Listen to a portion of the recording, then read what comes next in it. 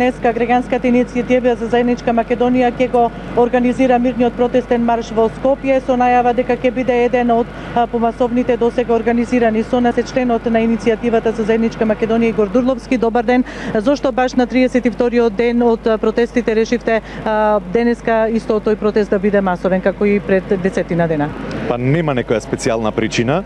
Едноставно сакаме уште еднаш да ги повториме нашите барања дека платформа која што е напишана, која што е подпишана во странска држава под покровителство на странски премиер, треба да се отфрли.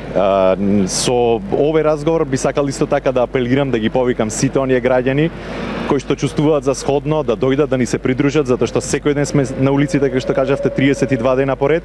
Со нивната поддршка секако дека ќе успееме.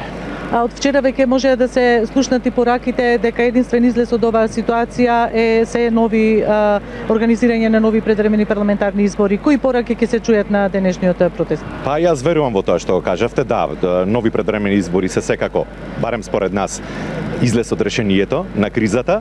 Специјални пораки нема да има, ние веќе уште на самиот почеток ги кажавме нашите барања. Тоа е за почеток да се отфрли тиранската платформа, а како следен чекор верувам дека распишување на нови предвремени избори ќе биде решение кое што ќе ја смири ситуацијата во државава. А наредната недела доаѓа председателот на Советот на Европската унија Доналд Туск. Дали можеби ќе побарате средба со него?